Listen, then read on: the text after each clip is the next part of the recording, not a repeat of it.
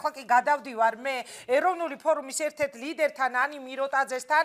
მადლობა ანი რომ ხარ ჩვენთან ერთად. მე მინდა თქვენთან დავსვა კითხვა სწორედ იმ თემაზე, რაზეც ყველა ჩვენ სტუმარს უსვამდი შეკითხვას.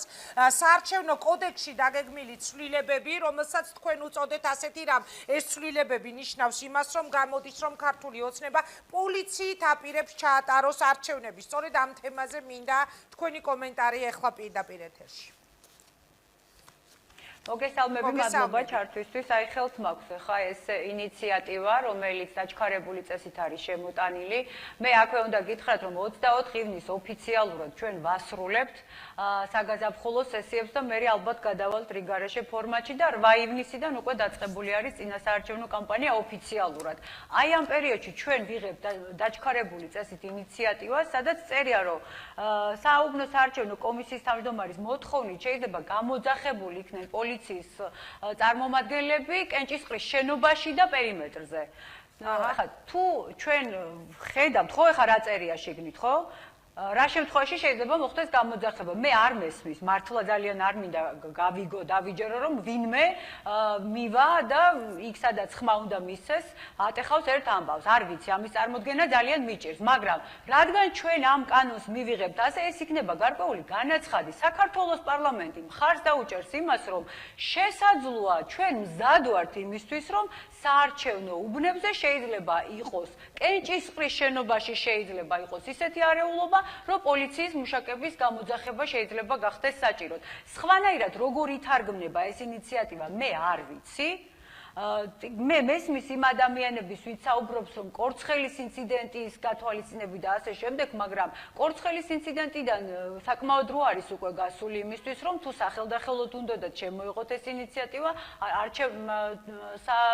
ამ პერიოდის დასრულებამდე 24 ივნისამდე სულ რაღაც 2 კვირაც აღარ არის დარჩენილი, ანუ დაჩქარებულ რეჟიმში ძალიან ბევრ კითხვის ნიშანს აჩენს. ანუ რატო თქვენ ასე გაგქნებთ პოლიციას იყენებს ქართული ოცნება არჩევნების მოსაგება და ფიქრობთ, რომ იქ პოლიცია გავლენას მოახდენს ამ მომრჩეველზე?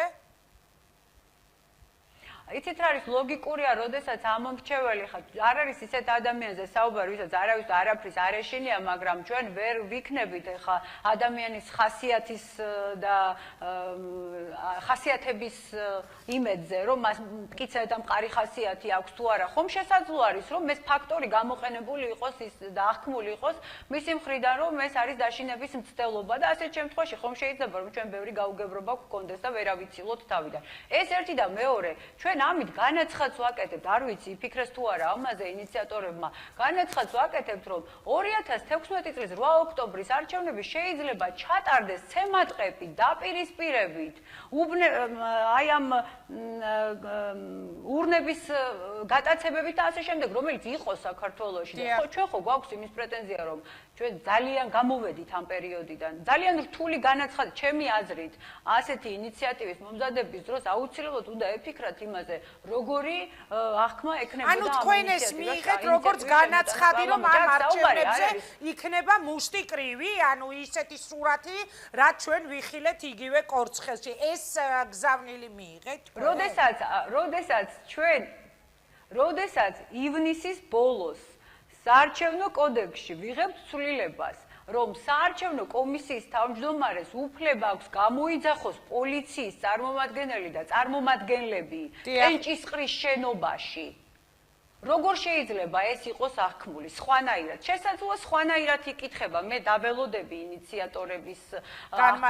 ინიციატორების განსაზღვრებებს, ამ საკითხთან დაკავშირებით განმარტებებს და შესაძლოა შევიცვალო ეს პოზიცია, მაგრამ ამ ეტაპისთვის ეს ასე ჩანს და მე ვფიქრობ, რომ ასეთ დროს უფრო მეტად უნდა გაუფრთხილდეს ხელისუფლება ზოგადად ამ არჩევნების ლეგიტიმაციის საკითხს. ხა წინასწარ ასეთი კანონპროექტების შემოტანა და მიღება ავტომატურ რეჟიმში გააჩენს ეჭვებს საერთოდ რომ არაფერი არ მოხდეს არჩევნების დღეს. ამიტომ ვფიქრობ, რომ ასეთი აზრის შექმნა, რომ შეიძლება არჩევნები ჩატარდეს დაპირისპირების ფონზე, პირველ რიგში ხელისუფლებას არ უნდა აწყობდეს. მადლობა ანი, ძალიან საინტერესო მოსაზრება გაქვთ და მაშასე ეროვნული ფორუმი აპროტესტებს იმ დაგეგმილ ცვლილებებს, რომელიც საარჩევნო კოდექსში უნდა შევიდეს პოლიციელების მონაწილეობასთან დაკავშირებით.